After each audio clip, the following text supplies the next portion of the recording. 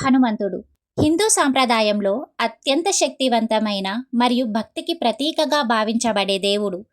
హనుమంతుణ్ణి భక్తితో పూజిస్తే మన జీవితంలో ఉన్న కష్టాలు తొలగి ధైర్యం, బలం మరియు రక్షణ లభిస్తుందని భక్తులు విశ్వసిస్తారు. అయితే శాస్త్రాలలో హనుమంతుడికి కొన్ని ప్రత్యేకమైన వస్తువులు చాలా ఇష్టమని చెప్పబడింది. ఆ వస్తువులను భక్తితో సమర్పిస్తూ పూజ చేస్తే హనుమంతుడి ఆశీర్వాదం త్వరగా లభిస్తుందని నమ్మకం ఉంది. హనుమంతుడు శ్రీరాముడి పరమభక్తుడు. రామాయణంలో ఆయన చేసిన సేవలు, ధైర్యం మరియు నిబద్ధత గురించి ఎన్నో గొప్ప కథలు ఉన్నాయి. అందుకే భారతదేశంలో మాత్రమే కాదు, ప్రపంచవ్యాప్తంగా కూడా హనుమంతుణ్ణి భక్తితో పూజించేవారు చాలామంది ఉన్నారు. ముఖ్యంగా మంగళవారం మరియు శనివారం రోజుల్లో హనుమంతుడికి పూజ చేయడం ఎంతో పవిత్రంగా భావిస్తారు. ఇప్పుడు హనుమంతుడికి అత్యంత ఇష్టమైన 5 ముఖ్యమైన వస్తువుల గురించి వివరంగా తెలుసుకుందాం. మొదటిది తమలపాకులు. తమలపాకులు హనుమంతుడికి ఇష్టమైన వాటిలో ఒకటి అని కొందరు భక్తులు నమ్ముతారు. కొన్ని ప్రాంతాలలో హనుమంతుడికి తమలపాకులతో ప్రత్యేక పూజలు చేస్తారు. తమలపాకులు పవిత్రతకు మరియు శుభానికి సూచకగా భావిస్తారు. భక్తితో తమలపాకులు సమర్పిస్తే హనుమంతుడి అనుగ్రహం లభిస్తుందని విశ్వసిస్తారు. భారతదేశంలోని కొన్ని హనుమాన్ ఆలయాలలో 11, 21 లేదా 108 తమలపాకులతో ప్రత్యేక అర్చన చేస్తారు. ఇది చేయడం వల్ల భక్తుల కోరికలు నెరవేరతాయని కొందరు విశ్వసిస్తారు. రెండవది సింధూరం. హనుమంతుడికి అత్యంత ఇష్టమైన వస్తువులలో ఒకటి సింధూరం. దీనికి సంబంధించిన ఒక ప్రసిద్ధ పురాణ కథ ఉంది. ఒకరోజు సీతమ్మ తల్లి తన నుదిటిపై సింధూరం పెట్టుకుంటుండగా హనుమంతుడు ఆశ్చర్యంగా చూసి, అమ్మా, మీరు ఎందుకు సింధూరం పెట్టుకుంటున్నారు అని అడిగాడట.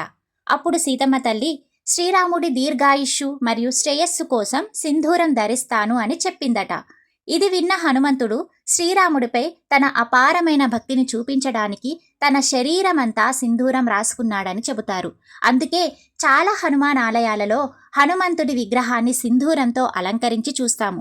భక్తులు కూడా హనుమంతుడికి సింధూరం సమర్పించి పూజ చేస్తారు. మూడవది వడలు లేదా బూందీ లడ్డూలు.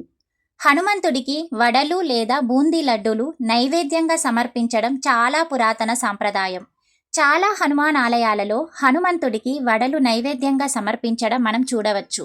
ఇది భక్తి మరియు సమర్పణకు సూచికగా భావించబడుతుంది. భక్తులు హనుమంతుడికి ఇష్టమైన నైవేద్యాలను సమర్పిస్తూ ఆయన కటాక్షం పొందాలని ప్రార్థిస్తారు. వడలు లేదా లడ్డూలను నైవేద్యంగా సమర్పించడం అంటే దేవుడికి మన కృతజ్ఞతను తెలియజేయడం అని భావిస్తారు. భక్తితో సమర్పించిన నైవేద్యం దేవుడి ఆశీర్వాదాన్ని తీసుకువస్తుందని విశ్వాసం ఉంది. నాలుగవది జాస్మిన్ పువ్వులు. జాస్మిన్ పూలు లేదా మల్లెపూలతో హనుమంతుణ్ణి పూజించడం కూడా ఎంతో పవిత్రంగా భావించబడుతుంది. దేవుడికి పూలతో అలంకరణ చేయడం భక్తి యొక్క ఒక అందమైన సూచిక. ముఖ్యంగా మంగళవారం రోజున హనుమంతుడికి మల్లెపూలతో పూజ చేయడం చాలా మంది భక్తులు చేస్తారు.